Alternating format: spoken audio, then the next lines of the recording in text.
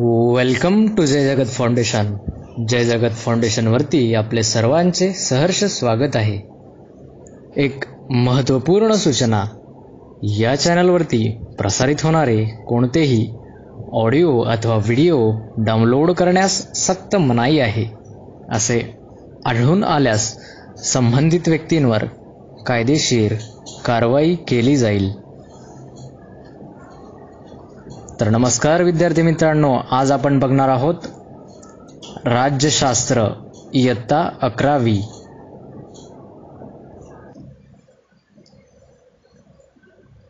पान क्रमांक 9 स्वातंत्र्य आणि हक्क याविषयी आज आपण या लेक्चरच्या माध्यमातून चर्चा करणार आहोत. प्रकरण 2 स्वातंत्र्य आणि हक्क. चला तर बघूया. प्रकरण 2 लोकशाहीमध्ये नागरिकांना काही हक्क आणि काही कर्तव्य असतात.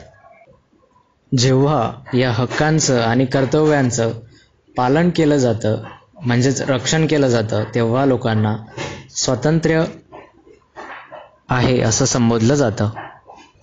स्वातंत्र्य मिळतं असे मानले जाते. जेव्हा या हक्कांचं आणि कर्तव्यांचं जेव्हा रक्षण केलं जातं तेव्हा लोकांना स्वातंत्र्य आहे असं संबोधलं जातं म्हणजेच मानलं जातं. एकंदरीतच हक्क म्हणजे लोकांना शासनाद्वारे मिळालेले विशेष अधिकार होय. हक्क म्हणजे लोकांना शासनाद्वारे मिळालेले विशेष अधिकार होय. त्यातल्या त्यात स्वातंत्र्य हे लोकशाहीचं महत्त्वाचं वैशिष्ट्य आहे. आज आपण स्वातंत्र्य आणि हक्क या पाठामध्ये बंधनांचा अभाव, निवडीचं स्वातंत्र्य, अनुकूल परिस्थितीची उपलब्धता आणि सुखप्राप्ती या गोष्टींचा अभ्यास करणार आहोत. त्याबरोबरच स्वातंत्र्याचे 2 जे पैलू आहे, नकारात्मक स्वातंत्र्य आणि सकारात्मक स्वातंत्र्य, आणि भारतीय संविधानानुसार स्वातंत्र्याचे जे या संकल्पना आपण समजून घेणार आहोत. भारतीय संविधानाद्वारे स्वातंत्र्य या ज्या संकल्पना आहेत त्या आपण या पाठामध्ये समजून घेणार आहोत. स्वतंत्रता या संकल्पनेचे 2 अर्थ आहेत, मुक्तता किंवा स्वराज्य. एकंदरीतच एखाद्या गोष्टीपासून स्वतंत्रता मिळणे म्हणजेच स्वातंत्र्य होय. जसं गुलामगिरीतून मुक्तता असेल, परकीय प्रजातंत्राच्या राज्यातून जे आपल्याला स्वातंत्र्य मिळते ते स्वातंत्र्य असेल, किंवा एखाद्या गोष्टीचं स्वातंत्र्य असेल. एकंदरीतच कसं एखाद्याच्या प्रभावाखालून म्हणजे कुणाचेही आपल्याला निर्बंध लागू नसणे म्हणजे कोणाचेही नियमाखाली नसणे म्हणजेच स्वातंत्र्य होय. आता स्वातंत्र्य हे व्यक्तीचे, समाजाचे, राष्ट्राचे असू शकते. म्हणजे या 3 महत्त्वाच्या मुद्द्यांमध्ये स्वातंत्र्याला आपण डिवाइड करू शकतो, व्यक्तीचे, समाजाचे आणि राष्ट्राचे. व्यक्तीच्या विकासासाठी आवश्यक असणाऱ्या सामाजिक, राजकीय आणि आर्थिक या ज्या गोष्टींना आहे त्याला या गोष्टींच्या हक्कांना देखील स्वातंत्र्य असे संबोधले जाते. आर्थिक, सामाजिक, राजकीय. व्यक्तीच्या व्यक्तिगत विकासासाठी आर्थिक, सामाजिक, राजकीय या गोष्टींना देखील स्वातंत्र्य असे संबोधले जाते. इथे आपल्याला एक चौकट दिलेली आहे. माहित आहे का तुम्हाला? परकीय सत्तेपासून समाज मुक्त असणे म्हणजेच राष्ट्रीय स्वातंत्र्य होय. आपला सर्वांगीण विकास घडवून आणण्यासाठी व्यक्तीला असलेले स्वातंत्र्य म्हणजेच व्यक्तिगत स्वातंत्र्य होय. राष्ट्रीय स्वातंत्र्य आणि व्यक्ती स्वातंत्र्य यामधला हा फरक आहे. 2 वेगवेगळे पैलू आहेत, राष्ट्रीय स्वातंत्र्य आणि व्यक्ती स्वातंत्र्य. आता आपण बघूया स्वातंत्र्याचं स्वरूप. स्वातंत्र्याचे स्वरूप आपल्याला समजून घेताना पुढील विचारवंतांचे जे मत आहे ते समजून घेणे आवश्यक आहे. काही विचारवंतांनी आपले मत मांडलेले आहेत ते आपण समजून घेऊया. प्रथम आहे थॉमस हॉब्स. यांच्या मते स्वातंत्र्य हा मनुष्याचा नैसर्गिक अधिकार आहे. एखादी कृती करण्यासाठी व्यक्तीवर कोणतंही बंधन नसणं म्हणजेच स्वातंत्र्य होय. त्यांच्या मते मनुष्याला स्वातंत्र्यासाठी भीती आणि गरज या दोन्ही गोष्टी प्रेरणा देतात. एकंदरीतच त्यांनी बंधनांचा अभाव म्हणजेच स्वातंत्र्य असा अर्थ सांगितलेला आहे. थॉमस हॉब्स यांचा कालावधी 1588 ते 1679 आणि ते एक ब्रिटिश तत्वज्ञ होते, थॉमस हॉब्स. आता बघूया जॉन लॉक. जॉन लॉक यांच्या मते स्वातंत्र्य हा मनुष्याचा नैसर्गिक अधिकार आहे. त्यांनी नैतिकतेच्या आधारे स्वातंत्र्याची संकल्पना मांडली. नैतिकदृष्ट्या व्यक्तीने इतरांच्या जीवित आणि स्वातंत्र्याच्या हक्कास हानी पोहोचवू नये. नैतिकदृष्ट्या व्यक्तीने इतरांच्या जीवित आणि स्वातंत्र्याच्या हक्कास हानी पोहोचवू नये. प्रत्येकाने समतेच्या तत्वाचं उल्लंघन न करता स्वातंत्र्याचा उपभोग घ्यावा. तसेच स्वातंत्र्य हे मनुष्य जीवनाचं अभिनव अंग आहे. त्यांनी स्वातंत्र्याला अधिक महत्त्व दिले. त्यांच्या मते स्वातंत्र्य हे त्यांच्या मते प्रत्येक व्यक्ती विवेकीय आहे. म्हणून त्यांनी सतत विवेकबुद्धीने स्वातंत्र्य उपभोगण्याचं समर्थन केलेलं आहे. परंतु त्यांना अमर्याद स्वातंत्र्याची संकल्पना मान्य नव्हती. अमर्याद स्वातंत्र्याची संकल्पना त्यांना मान्य नव्हती. त्यांच्या स्वातंत्र्याच्या संकल्पनेत बंधनांचा अभाव आणि निवडीचे स्वातंत्र्य या दोन संकल्पनांचा समावेश आहे. बंधनांचा अभाव आणि निवडीचे स्वातंत्र्य. जॉन लॉक यांचा कालावधी 1632 ते 1704 आणि ते एक ब्रिटिश तत्वज्ञ होते. आता बघूया पृष्ठ क्रमांक 10. George aqueous रुसो. रुसो यांनी स्वातंत्र्याचा सामाजिक दृष्टिकोनातून विचार केलेला आहे. रुसो यांनी स्वातंत्र्याचा सामूहिक दृष्टिकोनातून विचार केलेला आहे. त्यांच्या मते व्यक्तीने संपूर्ण समाजाच्या हितासाठी स्वतःचा स्वार्थ बाजूला ठेवला पाहिजे, असं रुसो यांचं म्हणणं आहे. त्यांची जी स्वातंत्र्याची संकल्पना आहे ती व्यक्तीला वर्ग व्यवस्था आणि सामाजिक विषमतेपासून दूर ठेवणारी संकल्पना आहे रुसो यांची. रुसो यांच्या मते विषमता हा स्वातंत्र्य प्राप्तीतील अडथळा आहे. नागरी आणि राजकीय समाजाच्या उदयातून निर्माण झालेला अडथळा हा, आपण रिपीट करूया, विषमता हा स्वातंत्र्य प्राप्तीतील अडथळा आहे. रुसो यांच्या मते विषमता हा स्वातंत्र्य प्राप्तीतील अडथळा आहे.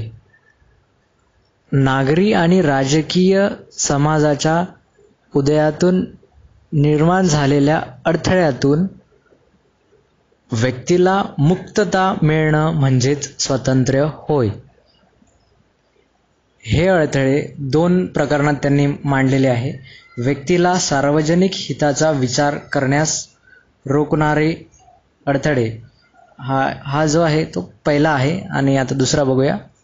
समाजातील विषमतेमुळे निर्माण होणारे अडथळे, असे दोन अडथळे त्यांनी ते दिलेले आहे. रुसो यांनी हॉब्स आणि लॉक प्रमाणे स्वातंत्र्याला नैसर्गिक अधिकार मानलेला नाही.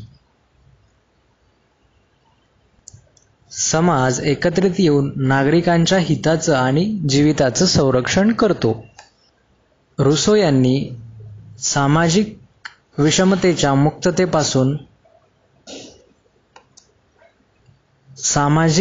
विषमतेपासून मुक्ततेचा विचार रुसो यांनी मांडलेला आहे. त्यांच्या मते स्वातंत्र्याच्या संकल्पनेमध्ये पर्याय निवडण्याचे स्वातंत्र्य आणि अनुकूल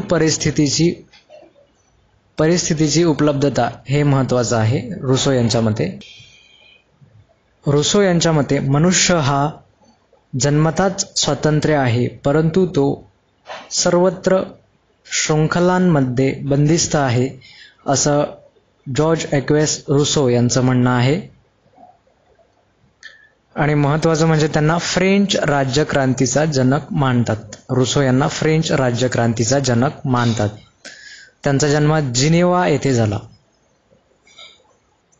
रुसो यांचा कालावधी 1712 ते 1778 आणि ते एक जिनेवन तत्वज्ञ होते, जॉर्ज ॲक्वेस रुसो. आता बघूया जेरेमी बेंथॅम. जेरेमी बेंथॅम यांनी सुखप्राप्तीच्या दृष्टिकोनातून स्वातंत्र्याचा अर्थ स्पष्ट केलेला आहे. त्यांनी स्वातंत्र्य आणि सुख यांचा परस्परांशी अर्थ जोडला. स्वातंत्र्य प्राप्त होण्यासाठी आणि दुःख टाळण्यासाठी, सुख प्राप्त होण्यासाठी आणि दुःख टाळण्यासाठी स्वातंत्र्य आवश्यक आहे, असा विचार जेरेमी बेंथॅम यांनी मांडला. त्यांचा कालावधी आहे 1740 ते 1832. हा जेरेमी बेंथॅम यांचा कालावधी आहे आणि ते एक ब्रिटिश तत्वज्ञ जेरेमी बेंथॅम यांच्या मते अधिकतम लोकांचं अधिकतम सुख हा जेरेमी बेंथॅम यांनी मूलमंत्र दिला होता आणि यास नकारात्मक स्वातंत्र्य असं संबोधलं जातं. तर आता आपण बघूया जॉन स्टुअर्ट मिल. मिल यांनी स्वातंत्र्याच्या संकल्पनेत व्यक्तीच्या स्वातंत्र्याचं समर्थन केलेलं आहे. त्याचबरोबर त्यांनी राज्याच्या अमर्यादित अंकुशाचा विरोध केलेला आहे. त्यांनी दिलेली स्वातंत्र्याची संकल्पना म्हणजेच स्वतःवर, म्हणजेच व्यक्तिशः स्वतःच्या शरीरावर आणि बुद्धीवर, म्हणजेच मनावर त्या व्यक्तीचा पूर्ण अधिकार आहे. मिलचे स्वातंत्र्याबद्दलचे मुद्दे आजही समर्पक आहे. त्याला लोक आजही म्हणजे मांडतात. त्यांचा स्वातंत्र्याविषयीचा जो विवेचन आहे ते ऑन लिबर्टी या ग्रंथामध्ये अजून देखील पाहायला मिळेल. जॉन स्टुअर्ट मिल यांचा कालावधी 1806 ते 1873. ते एक ब्रिटिश तत्वज्ञ होते. आता आपण बघूया स्वातंत्र्याच्या दोन संकल्पना. इसाया बर्लिन यांनी 1958 मध्ये प्रकाशित केलेल्या स्वातंत्र्याच्या दोन संकल्पना म्हणजेच टू कन्सेप्ट्स ऑफ लिबर्टी या निबंधांमध्ये नकारात्मक आणि सकारात्मक या दोन संकल्पना मांडलेल्या आहे. सकारात्मक स्वातंत्र्य ही संकल्पना आधुनिक उदारमतवादी विचारांतून उदयास आलेली आहे, म्हणजेच घडलेली आहे. तर नकारात्मक स्वातंत्र्य ही संकल्पना अभिजात उदारमतवाद आणि नवउदारमतवाद या दोन संकल्पनेतून उदयास आलेली आहे. इसाया बर्लिन यांच्या मते स्वातंत्र्य हे बंधन विरहित असतं. इसाया बर्लिन 1909 ते 1997 ते एक ब्रिटिश तत्वज्ञ, ते एक रशियन ब्रिटिश तत्वज्ञ आणि त्याचबरोबर इतिहास तज्ज्ञ देखील होते. इसाया बर्लिन. आता इथे आपण पृष्ठ क्रमांक 11 सुरुवात करतोय. इथे एक चौकट दिलेली आहे, माहीत आहे का तुम्हाला? काही संकल्पनांचं थोडक्यात वर्णन. उदारमतवाद ही एक राजकीय विचारधारा आहे. उदारमतवाद ही एक राजकीय विचारधारा आहे आणि त्या विचारधारेच्या गाभ्याशी व्यक्तिवाद आहे. उदारमतवाद ही एक राजकीय संकल्पना आहे आणि उदारमतवाद हा त्याच्या गाभ्याशी आहे. व्यक्तिवाद, विवेकवाद, स्वातंत्र्य, न्याय आणि सहिष्णुता इत्यादी उदारमतवादाची मूलभूत मूल्ये आहे. अभिजात उदारमतवाद हा किमान शासन या कल्पनेवर आधारलेला आहे. यामध्ये सरकारी हस्तक्षेप हा अनावश्यक आणि नुकसानकारक असल्याचं मानलं जातं. आधुनिक उदारमतवाद म्हणजे राज्याला व्यक्तीच्या जीवनात हस्तक्षेप करण्यास दिली गेलेली मान्यता होय. राज्यसंस्था कल्याणकारी धोरणांद्वारे सामाजिक विषमता दूर करून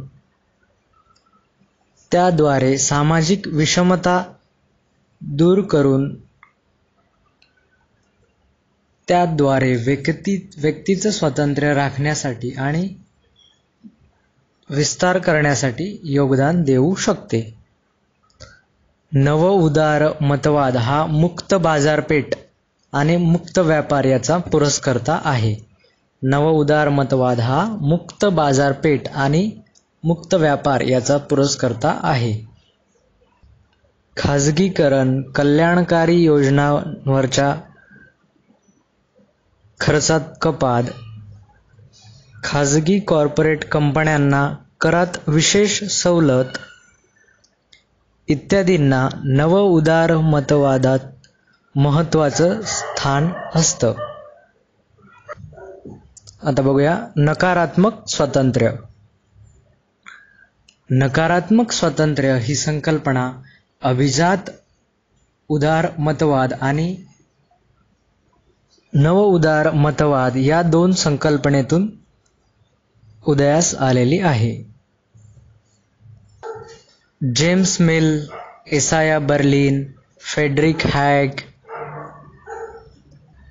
रॉबर्ट नॉझिक या विचारांच्या लेखनामध्ये नकारात्मक स्वातंत्र्याची संकल्पना मांडलेली आहे. स्वातंत्र्यावरील सर्व बंधनांना नकारात्मक स्वातंत्र्य नाकारतं. नकारात्मक स्वातंत्र्य हे राज्यसंस्थेने व्यक्तीच्या जीवनात हस्तक्षेप करण्यास विरोध करतं. व्यक्तीच्या जीवनामध्ये हस्तक्षेप करण्यास नकारात्मक स्वातंत्र्य हे विरोध करतं.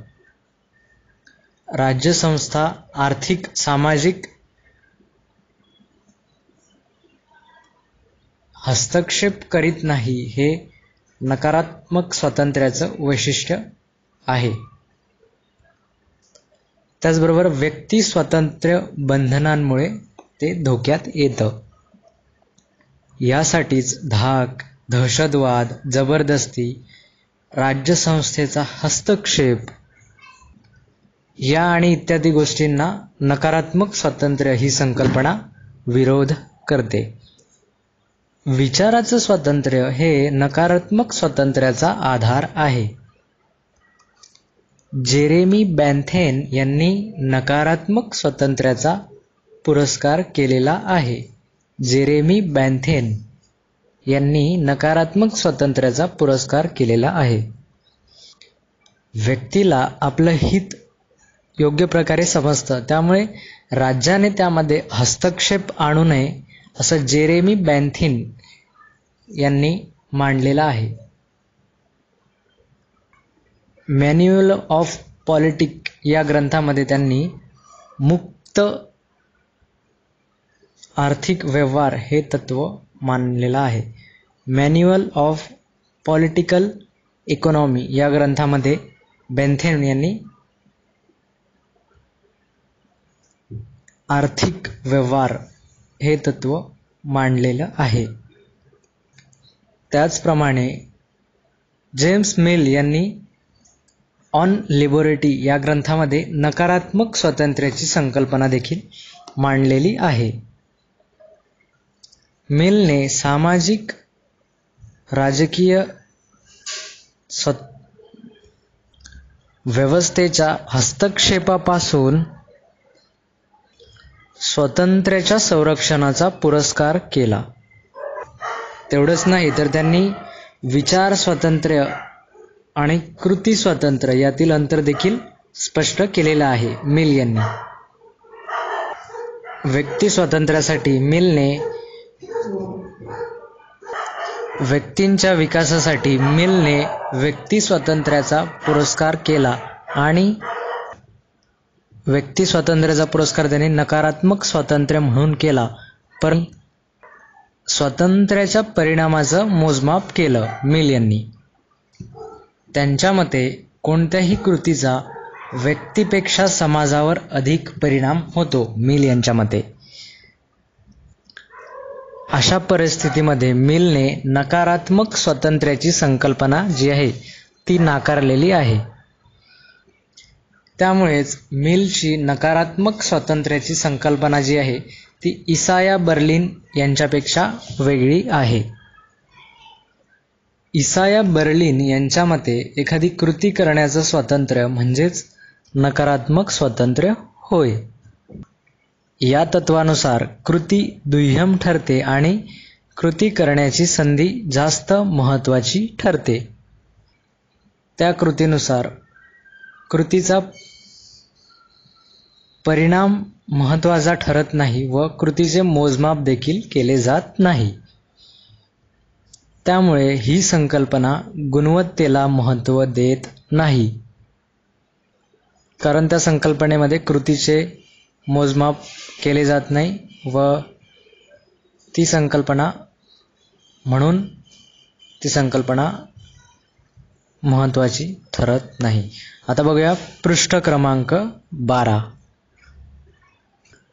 उदाहरणार्थ ही संकल्पना स्वतःच्या आवडीनुसार शिक्षण घेणे, नोकरी करणे, उपासमार सहन करणे या 3 गोष्टींवरती गुणात्मक फरक करत नाही.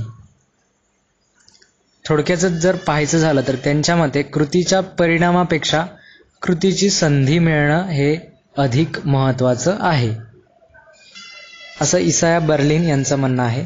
आणि त्यांनी नकारात्मक स्वातंत्र्याची पुढील वैशिष्ट्ये नोंदवलेली आहे. व्यक्तीला पर्याय निवडीचं पूर्ण स्वातंत्र्य असलं पाहिजे. पर्यायांवर बंधने असू नये. अशा अडथळ्यांचा विरोध हे नकारात्मक स्वातंत्र्याचं वैशिष्ट्य आहे.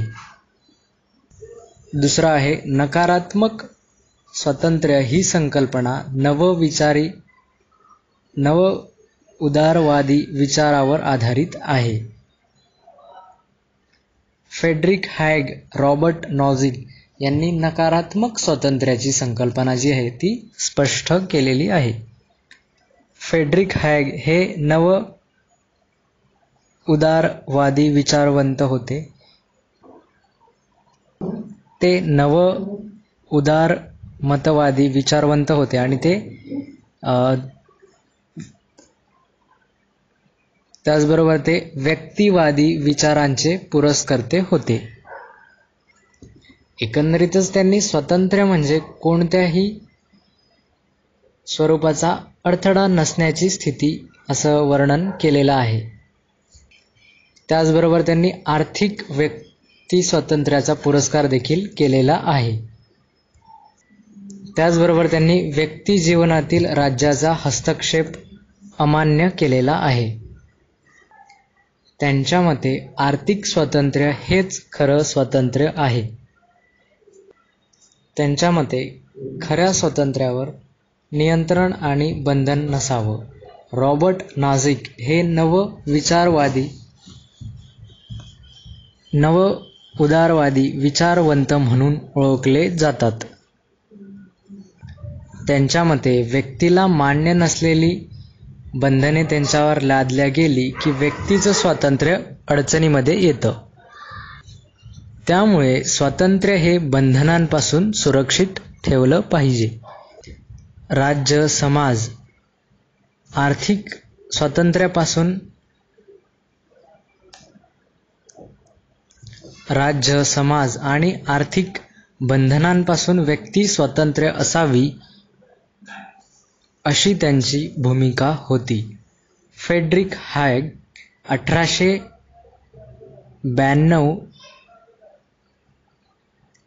1899 ते 1992 हा त्यांचा कालावधी. 1899 ते 1992 आणि ते एक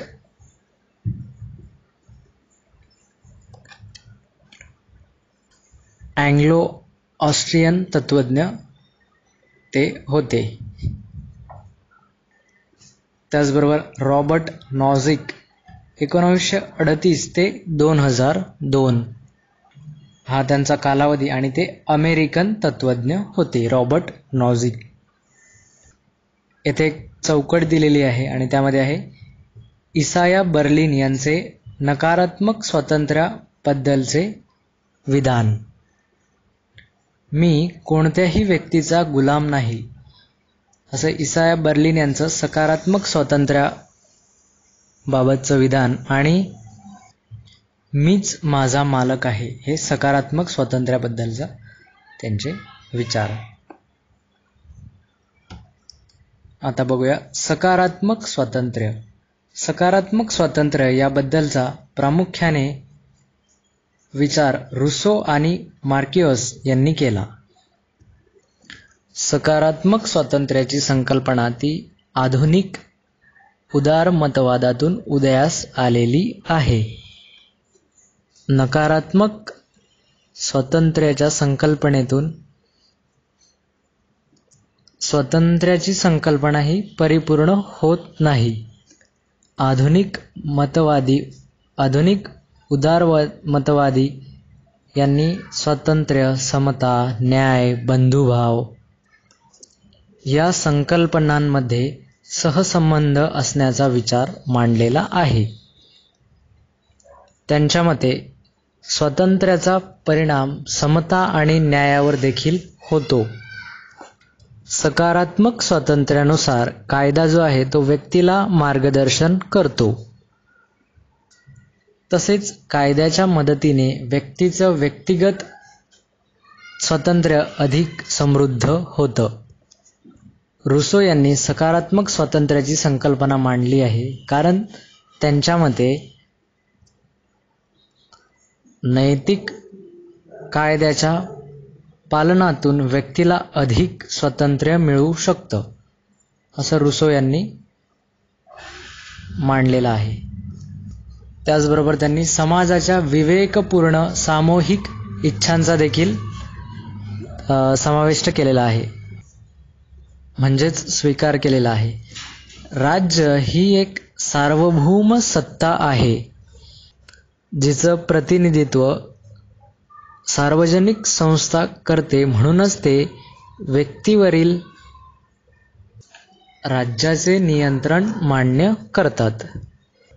त्यामुळेच राज्याने व्यक्तीवर बंधने घालावी या विचारांचे रुसो हे समर्थन करतात. हर्बर्ट मार्क्यूज हे नवविचारवादी विचारवंत होते. त्याचबरोबर त्यांनी सकारात्मक स्वातंत्र्याचा पुरस्कार केला. त्यांच्या मते कामगार वर्गांना त्यांचं ध्येय आणि गरजांची जाणीव नसते. म्हणूनच त्यांना स्वातंत्र्य प्राप्तीसाठी क्रांतिकारी श्रेष्ठजनांकडून मार्गदर्शन मिळणं गरजेचं आहे. आता आपण पृष्ठ क्रमांक 13 सुरुवात करतोय. वन डायमेन्शनल मॅन आणि इरॉन्स अँड सिव्हिलायझेशन या पुस्तकांमध्ये मार्क्यूज यांनी सकारात्मक स्वातंत्र्याबद्दलची त्यांची मते मांडलेली आहे. ते म्हणतात की विज्ञान आणि तंत्रज्ञानामुळे लोकांचं राहणीमान तर सुधारलं, परंतु विषमता कमी झालेली नाही. त्यामुळे समाजाच्या सामाजिक विकासास अडथळा आला. मार्क्यूज यांच्या मते अमेरिकन समाजातील व्यक्ती स्वातंत्र्य आणि स्वत्व हरवलं आहे. सकारात्मक स्वातंत्र्यातील विचार करताना ते असं म्हणतात की मनुष्य हा सोन्याच्या पिंजऱ्यामधील पक्षाप्रमाणे आहे, जो मोकळ्या आकाशातील झेप घेण्याची क्षमता हरवून बसलेला आहे. त्याला निखळ स्वातंत्र्याचा अनुभव नसल्यामुळे तो क्रांतीचा देखील विचार करू शकत नाही, असं त्यांचं म्हणणं आहे. सामूहिक जीवनात सामूहिक नियंत्रण आवश्यक असतं, हे सकारात्मक स्वातंत्र्याचं तत्व आहे, असं त्यांनी मांडलेलं आहे. म्हणूनच त्यांनी राज्यसंस्थेच्या हस्तक्षेपाला मान्यता देखील दिलेली आहे. उदाहरणार्थ, प्रदूषण रोखण्यासाठी जे काम आहे त्यासाठी सर्वांनी सामूहिक हिताने प्रयत्न करावा. जरी तशा एखाद्या गोष्टीला सक्ती करावी लागली तरी ते समाजाच्या हिताचे होऊ शकते, असे त्यांचे मत आहे. हर्बर्ट मार्क्यूज 1898 ते 1979 हा त्यांचा कालावधी आहे. आणि महत्त्वाचं म्हणजे ते जर्मन अमेरिकन तत्त्वज्ञ होते. आता बघूया स्वातंत्र्याविषयीची भारतीय संकल्पना. भारतात स्वातंत्र्याच्या संकल्पनेला मुक्ती ही संकल्पना वापरली जाते. परंपरागत अर्थाने म्हणजेच पूर्वीच्या अर्थाने मोक्ष किंवा पुनर्जन्माच्या चक्रातून सुटका म्हणजेच स्वातंत्र्य होय, असं परंपरागत मानलं जातं. आणि महत्त्वाचं म्हणजे तसा आध्यात्मिक अर्थ देखील आहे. म्हणून मुक्ती ही आध्यात्मिक संकल्पना आहे. मात्र आधुनिक काळात सामाजिक बंधनातून मुक्ती असा स्वातंत्र्याचा अर्थ घेतला जातो. ब्रिटिशकालीन भारतात स्वातंत्र्याची संकल्पना ही तीन विभागात आकाराला आली. पहिलं म्हणजे ब्रिटिशांनी व्यक्तीचे स्वातंत्र्य राखण्यासाठी काही कायदे केलेले आहे. उदाहरणार्थ जर घ्यायचं झालं तर सतीबंदीचा कायदा, तसेच पाश्चिमात्य शिक्षणाचा प्रचार आणि प्रसार केल्यामुळे स्वातंत्र्याचा पाश्चिमात्य विचार भारतामध्ये आला. त्याचा परिणाम होऊन भारतीय स्वातंत्र्याची चळवळ ही या विचारांनी प्रभावित झाली. त्याचबरोबर डॉक्टर आंबेडकर आणि महात्मा फुले यांनी समाजाच्या स्वातंत्र्याचे अनेक पैलू सांगितलेले आहे. त्यामधला महत्त्वाचा आणि पहिला अर्थ म्हणजे जातीय विषमतेतून मुक्ती म्हणजेच स्वातंत्र्य होय. त्याचबरोबर सामाजिक विषमतेचे स्वातंत्र्य हा देखील पैलू त्यांनी महत्त्वाचा मांडलेला आहे. याशिवाय काही व्यक्तींना समाज जीवनात दुय्यमत्वाला सामोरं जावं लागत होतं. दुय्यमत्वाला देखील काही व्यक्तींना सामोरं जावं लागत होतं. या दुय्यमत्वाचा अर्थ हा देखील स्वातंत्र्याचा पैलू आहे असं देखील मानलं जातं. आणि असं मत फुले आणि आंबेडकर यांनी मांडलेलं होतं. उदाहरणार्थ अपमान आणि अहेलनेतेचा अंत आणि उदाहरणार्थ अपमान आणि अहेलनेतेचा अंत. त्याचबरोबर स्त्री पुरुष विषमतेचा अंत, उच्च नीचतेचा अंत, जातीय वर्चस्वापासून निम्न जातींची मुक्ती असा देखील त्यांनी अर्थ सांगितलेला आहे. डॉक्टर बाबासाहेब आंबेडकर आणि महात्मा फुले यांनी. महात्मा ज्योतिराव फुले यांचा जो कालावधी आहे 1827 ते 1890 हा महात्मा ज्योतिराव फुले यांचा कालावधी आहे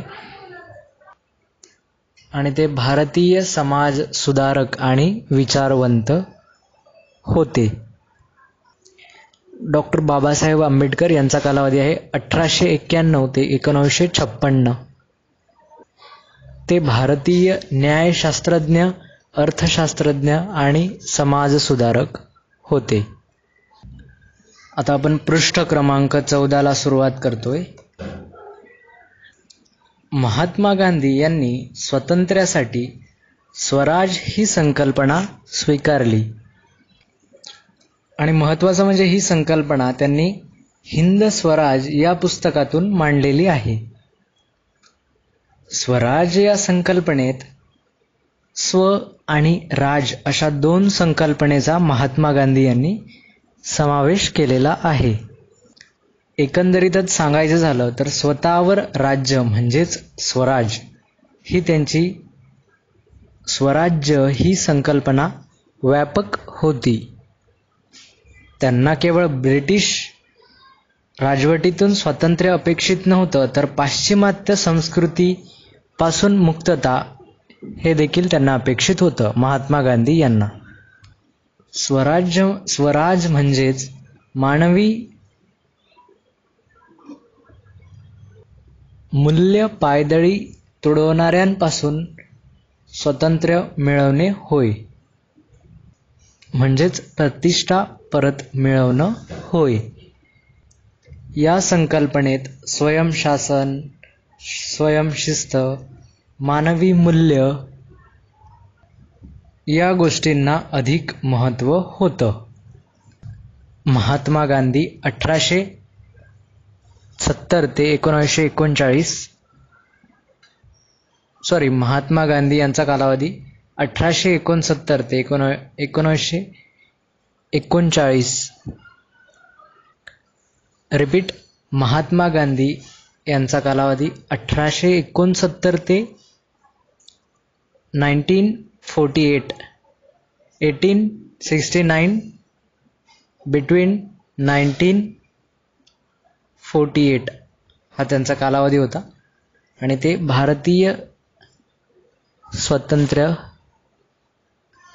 चळवळीमधील ते एक महत्त्वाचे नेते होते. भारतीय स्वातंत्र्य चळवळीतील ते एक महत्त्वाचे नेते होते. आता हक्क हा आपण पॉइंट बघूया. मनुष्याला जगण्यासाठी काही हक्कांची आवश्यकता असते. तसेच उच्चतम व्यक्ती विकासासाठी काही महत्त्व आवश्यक असतात. हॅरॉल्ड लॉस्किन यांच्या मते हक्क म्हणजेच सामाजिक जीवनातील अशी परिस्थिती की ज्याच्याशिवाय कोणतीही व्यक्ती स्वतःचं जीवन उत्तम प्रकारे जगू शकणार नाही. हक्कांचं खालीलप्रमाणे वर्गीकरण करता येईल. आपण बघूया ते. पहिला जे आहे ते नैसर्गिक हक्क. नैसर्गिक हक्क हे मानवी स्वभावाचे आणि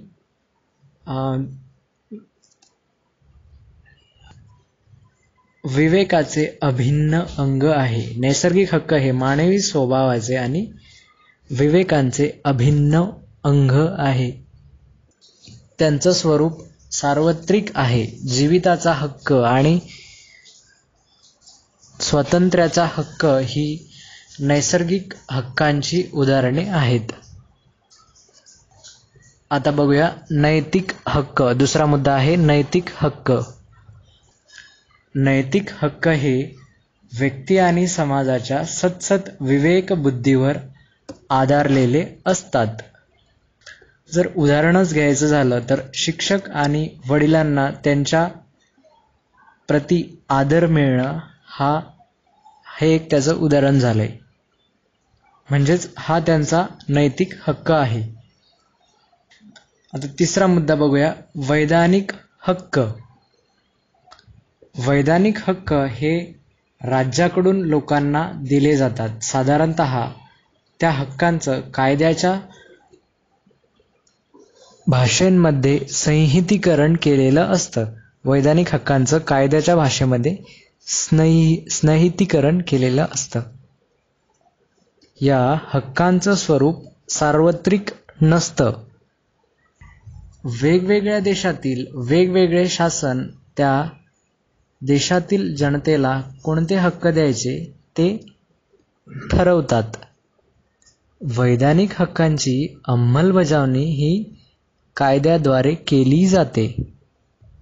परत त्यामध्ये वैधानिक हक्कांचे देखील 2 प्रकार आहेत. वैधानिक हक्कामधला पहिला आहे नागरी हक्क. नागरी हक्क हा व्यक्ती आणि व्यक्तीच्या मालमत्तेशी संबंधित असतात.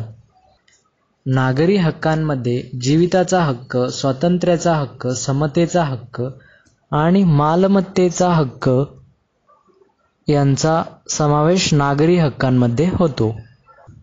त्याचबरोबर राज्यांकडून नागरी हक्कांचं संरक्षण देखील केलं जातं. आता दुसरा मुद्दा बघूया राजकीय हक्क. राजकीय हक्क व्यक्तीला राजकीय प्रक्रियेमध्ये सक्रियपणे सहभागी होण्याची संधी देतात. त्यामध्ये मतदानाचा हक्क, निवडणूक लढविण्याचा हक्क, सार्वजनिक पदग्रहण करण्याचा हक्क, शासनावर टीका करण्याचा हक्क इत्यादींचा समावेश राजकीय हक्कांमध्ये केला जातो. एकंदरीतच सामान्यतः लोकशाहीमध्ये लोकांना राजकीय हक्क हे मिळतातच. अमेरिकन स्वातंत्र्याचा जाहीरनामा या अंतर्गत इथे काही एक चौकट दिलेली आहे. त्यामध्ये काय आपण बघूया. आम्ही हे स्वयंसिद्ध सत्य उचलून धरतो की सर्व व्यक्ती जन्मतःच सर्व समान आहेत. त्यांना निर्मात्याने त्यांना हिरावून घेता न येणारे हक्क दिलेले आहे, ज्यामध्ये जीविताचा हक्क, स्वातंत्र्याचा हक्क आणि सुखप्राप्तीचा हक्क इत्यादींचा समावेश होतो. तर आता आपण पृष्ठ क्रमांक 15 सुरुवात करतोय. यामध्ये मानवी हक्क. प्रत्येक व्यक्तीला मूलभूत म्हणून काही मानवी हक्क मिळतात, त्याला मानवी हक्क असे संबोधले जाते. हे हक्क आपल्याला जन्मताच मिळतात. हे हक्क आपल्यापासून कोणीही हिरावून घेऊ शकत नाही आणि ते हक्क आपल्याला कोण्या व्यक्तीने किंवा समाजाने देखील दिलेले नसतात. एकंदरीतच सांगायचं झालं तर मानवी हक्क हे आपल्यापासून विलन करता येत नाही. मानवी हक्क हे नैसर्गिक असतात आणि ते न्यायावर आधारित असतात. मानवी हक्क हे सार्वत्रिक आहे आणि सामाजिक न्यायावर भेदभाव न करता हे हक्क सर्वांना सर्वसमान दिले जातात. माणसातील मानवी मनाचा, बुद्धिमत्तेचा, कौशल्याचा विकास होण्यासाठी या हक्कांची गरज असते. तसंच मानवी आयुष्याची आणि मानवी मूल्यांची प्रतिष्ठा, बुद्धिमत्तेचा, कौशल्यांचा विकास होण्यासाठी या हक्कांची गरज असते मानवी मनाचा, बुद्धिमत्तेचा, कौशल्याचा विकास होण्यासाठी या हक्कांची गरज असते. माणसाची प्रतिष्ठा आणि मानवी आयुष्याचं मूल्य यांचं समर्थन होण्यासाठी या हक्कांची गरज आवश्यक आहे. म्हणजेच हे हक्क असणे गरजेचे आहे आणि आवश्यक देखील आहे. मानवी हक्कांमध्ये जीविताचा, उपजीविकेचा, अभिव्यक्ती स्वातंत्र्य याबरोबरच संघटनात्मक स्वातंत्र्य या बाबींचा देखील समावेश आहे. हे हक्क काळानुसार विकसित आहे. म्हणूनच आज आपण केवळ राजकीय आणि सामाजिक हक्कांचा विचार करत नाही, राजकीय आणि नागरी हक्कांचा विचार करत नाही, तर माहितीचा अधिकार आणि प्रदूषणमुक्ततेचा अधिकार या विषयाच्या अधिकारांचा आपण विचार करतो. 10 डिसेंबर 1948 रोजी संयुक्त राष्ट्राने मानवी हक्काचा जाहीरनामा घोषित केला. 10 डिसेंबर 1948 रोजी संयुक्त राष्ट्राने मानवी हक्काचा जाहीरनामा घोषित केला. या जाहीरनाम्यात नैसर्गिक आणि मानवी हक्कांचा समन्वय साधण्याचा प्रयत्न या मानवी हक्काच्या जाहीरनाम्यात केलेला आहे. एवढेच नाही तर मानवाला असलेले समता, स्वातंत्र्य, न्याय आणि बंधुभाव यांचा देखील समावेश त्या हक्कामध्ये केलेला आहे. मानवी हक्कांची अंमलबजावणी करण्यासाठी सामाजिक राजकीय परिस्थिती अनुकूल असणे गरजेचे असते. खरं सांगायचं झालं तर मानवी हक्कांची जे पूर्तता आहे ते पूर्ण करणं फार कठीण आहे. म्हणून अनेक देशांमध्ये मानवी हक्कांची पायमल्ली केलेली दिसते आपल्याला. जर आपण अनेक देशांमध्ये बघितलं सध्याला तर ते मानवी हक्काला मान्यता देत नाहीत. उदाहरण सांगायचं झालं तर अमेरिकेमध्ये अजून देखील कृष्णवर्णीय लोक समानतेचा दर्जा मिळवण्यासाठी अजूनही त्यांना झुंज द्यावी लागत आहे, लढाई करावी लागत आहेत. या परिस्थितीत देखील आपण जर भारताचा विचार केला तर अजून देखील जातीच्या आधारावर भेदभाव केल्याचं भारतामध्ये आढळून येतं किंवा आपल्या समाजामध्ये तसं दिसून येतं. अनेक देशामध्ये स्त्रिया आणि बालकांची स्थिती दयनीय आहे. त्यांना त्यांच्या मानवी हक्क मिळत नाही. त्यांचे जे हक्क आहे ते मानवी हक्क जाहीरनाम्याप्रमाणे त्यांना मिळत नाही. इथे एक चौकट दिलेली आहे, करून पहा. त्यांनी आपल्याला मानवी समाजाचा म्हणजे वैश्विक जो जाहीरनामा आहे मानवी समाजाचा, त्यामध्ये असलेल्या मानवी समाजाच्या हक्कांची यादी करायला सांगितलेलं आहे. त्यानंतर आणखी करून पहा, मानवी हक्कांच्या उदाहरणांची चर्चा करून उदाहरणे नोंदवा. आता बघूया भारतीय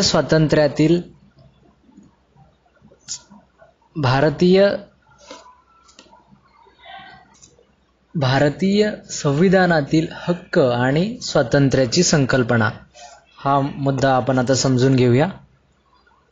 भारतीय संविधानाच्या 3ऱ्या भागात मूलभूत अधिकार ही संकल्पना स्पष्ट दिलेली आहे.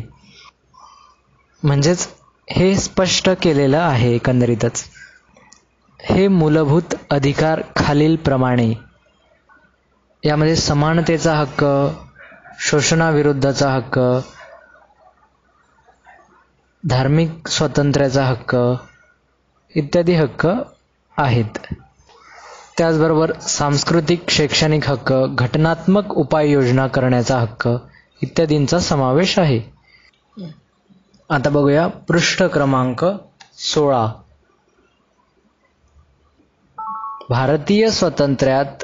भारतीय संविधानात सकारात्मक स्वातंत्र्य आणि नकारात्मक स्वातंत्र्य या दोन्ही स्वातंत्र्याचा समावेश केलेला आहे. आपण जर संविधानाचा बघायला गेलं तर संविधानाच्या 19व्या कलमांमध्ये विविध स्वातंत्र्याचा उल्लेख केलेला आहे. संविधानाचे कलम 19 मध्ये विविध स्वातंत्र्याचा उल्लेख केलेला आहे आणि स्वातंत्र्यावरील मर्यादा ह्या कलम 21 मध्ये स्पष्ट करण्यात आलेल्या आहेत. 21व्या कलमानुसार कायद्याने निश्चित केलेल्या पद्धतीखेरीज कोणत्याही व्यक्तीचे जीवित किंवा वैयक्तिक स्वातंत्र्य हिरावून घेतले जाणार नाही, असं 21व्या कलममध्ये स्पष्ट केलेलं आहे. या कलमाने व्यक्तिगत स्वातंत्र्याचा हक्क उपलब्ध करून दिलेला आहे, कारण त्या कलमामध्ये व्यक्तिगत स्वातंत्र्य उपभोगण्यास किंवा असण्यास कोणताही हक्क किंवा कोणताही अधिकार किंवा कोणतेही नियम असे बांधून दिलेले नाही आहे कलम 21 नुसार. या कलमानुसार भारतीयांना तर मिळतंच, परंतु इतरांना देखील जीविताचं स्वातंत्र्य मिळू शकतं, असं कलम 21 मध्ये नोंदवलेलं आहे. भारतीय न्यायमंडळाने विविध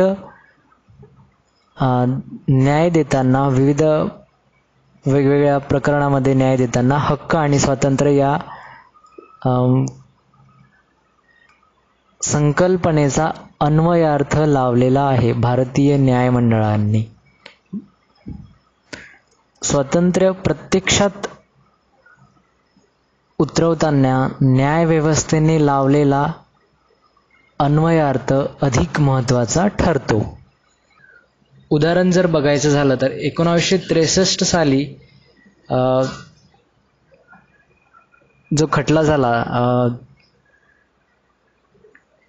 खडकसिंग विरुद्ध उत्तर प्रदेश सरकार, हा 1963 साली जो खटला झाला त्यामध्ये निकाल देताना सर्वोच्च न्यायालयाने असे स्पष्ट केले की व्यक्तीला भारतभर संचार स्वातंत्र्य राहील, असं स्पष्टीकरण त्यावेळेस सर्वोच्च न्यायालयाने दिलेलं होतं. त्याचबरोबर 1981 साली फ्रान्सिस कराओ मुलींना दिल्ली केंद्रशासित प्रदेश दिल्ली येथे सर्वोच्च न्यायालयाने स्वातंत्र्याचा अधिक व्यापक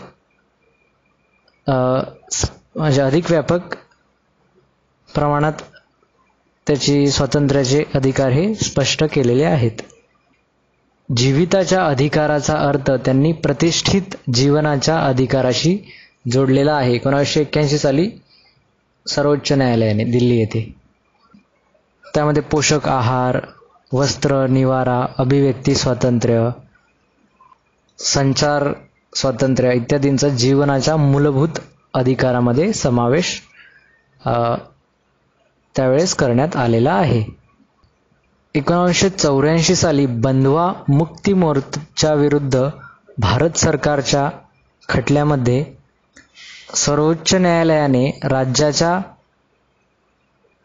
मार्गदर्शक तत्वांच्या संदर्भात 21व्या कलमाचा अर्थ स्पष्ट केलेला आहे. न्यायालयाने प्रतिष्ठेने जगण्याच्या अधिकारात, श्रमिकांच्या आरोग्याची देखभाल, बालकांची श्रमिक छळापासून मुक्ती, विकासाची संधी आणि सुविधा, उत्तम शैक्षणिक सुविधा, त्याचबरोबर मातृत्वाची देखभाल आणि कामासाठी पोषक वातावरण निर्मिती या सर्वांचा समावेश स्वातंत्र्याच्या संकल्पनेमध्ये सर्वोच्च न्यायालयाने 1984 मध्ये केलेला आहे. त्याचबरोबर 1989 मध्ये राम शरण विरुद्ध भारत सरकार या खटल्याचा निर्णय देताना सर्वोच्च न्यायालयाने परत एकदा 21व्या कलमाची व्याप्ती जी आहे ती वाढवलेली आहे. मनुष्याच्या जीवनाला अर्थ प्राप्त करून देणाऱ्या परंपरा, संस्कृती, वारसा आणि त्यांचं पूर्ण संरक्षण या गोष्टी सर्वोच्च न्यायालयाने स्वातंत्र्याच्या जे कलम आहे 21 त्यामध्ये समाविष्ट केलेल्या आहेत. त्यानंतर 2017 साली पुट्टास्वामी विरुद्ध भारत सरकार या खटल्यामध्ये सर्वोच्च न्यायालयाने खाजगीपणाचा हक्क म्हणजेच राईट टू प्रायव्हसी हा मूलभूत हक्क आहे असे त्यामध्ये ॲड केलेला आहे, म्हणजे कलम 21 मध्ये. त्यानंतरच्या कल्पनेमध्ये स्वातंत्र्याच्या मूलभूत हक्कांमध्ये प्रदूषण आणि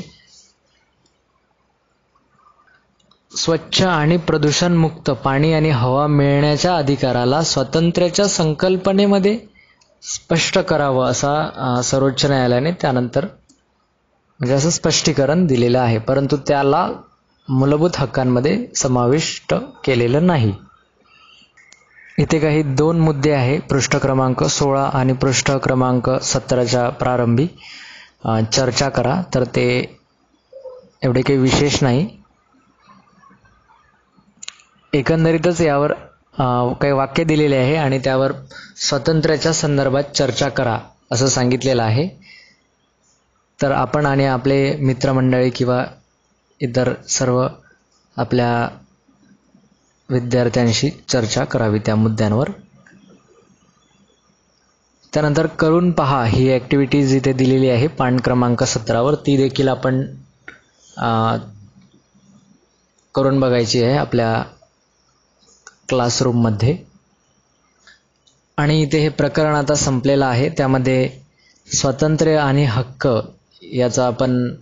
याबद्दलची माहिती बघितली आणि त्याचा अर्थ देखील आपण या प्रकरणामध्ये समजून घेतलेला आहे. आता आपण स्वाध्याय बघूया. प्रश्न 1 दिलेल्या पर्यायांपैकी योग्य पर्याय निवडून विधाने पूर्ण करा.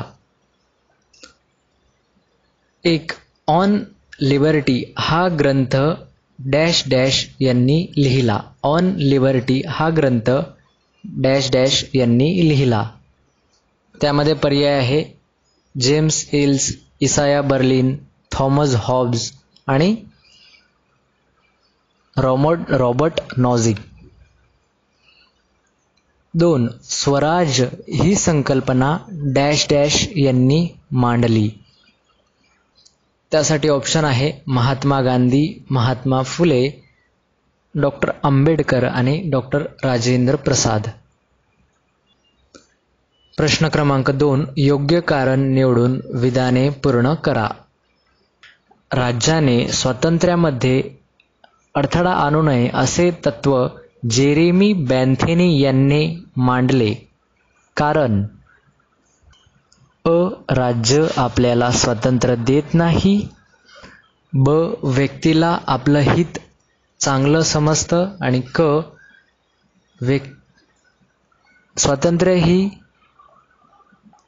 अडथळा नसल्याची स्थिती असते. दिलेल्या विधानासाठी समर्पक संकल्पना लिहा. 86व्या घटनादुरुस्तीनुसार भारताच्या संविधानात समाविष्ट करण्यात आलेला मूलभूत हक्क.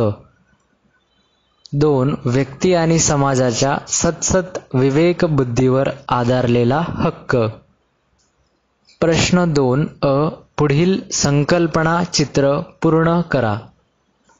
यामध्ये केंद्रस्थानी भारतीय संविधानातील मूलभूत हक्क अशी चौकट दिलेली आहे आणि त्याच्या बाजूंना 6 चौकटी दिलेल्या आहेत. त्यापैकी 2 चौकटीमध्ये त्या भरलेल्या आहेत आणि बाकी 4 चौकटी रिकाम्या आहेत, तर त्या आपल्याला फिलिंग म्हणजेच भरायच्या आहेत, फिल करायच्या आहेत. त्यामध्ये 2 चौकटी भरलेल्या आहेत. एकामध्ये सांस्कृतिक हक्क आणि शैक्षणिक हक्क हे असे 2 चौकटी भरलेल्या आहेत आणि बाकी सर्व आपल्याला शोधून भरायच्या आहेत. प्रश्न क्रमांक 3 खालील विधान चूक की बरोबर हे सहकारण स्पष्ट करा. त्यामध्ये पहिला आहे वैधानिक हक्क हे सार्वत्रिक नसतात. प्रश्न क्रमांक 4 सहसंबंध स्पष्ट करा. त्यामध्ये सकारात्मक स्वातंत्र्य आणि नकारात्मक स्वातंत्र्य. दुसरा आहे नैसर्गिक हक्क आणि वैधानिक हक्क. प्रश्न क्रमांक 5 पुढील प्रश्नांची उत्तरे लिहा. त्यामध्ये पहिला आहे महात्मा गांधी यांचा स्वातंत्र्याचा विचार स्पष्ट करा. दुसरा आहे मानवी हक्क या संकल्पनेची चर्चा करा. तिसरा आहे इसाया बर्लिन यांचा स्वातंत्र्याचा विचार विशारद करा. प्रश्न क्रमांक 6 दिलेल्या मुद्द्यांच्या आधारे सविस्तर उत्तर लिहा. हक्कांची संकल्पना विशेद करा. त्यामध्ये हक्कांचा अर्थ आणि वर्गीकरण आणि वैधानिक हक्क आणि नंबरचा ऑप्शन मानवी हक्क. याचबरोबर आता आपला हा जो दुसरं जे प्रकरण आहे ते कंप्लीट होत आहे. यानंतर आपण तिसरं प्रकरण बघूया. जर आपल्याला असे नवनवीन व्हिडिओज हवे असतील तर आपण आपल्या चॅनलला सबस्क्राईब आणि लाईक करायला विसरू नका. नमस्कार.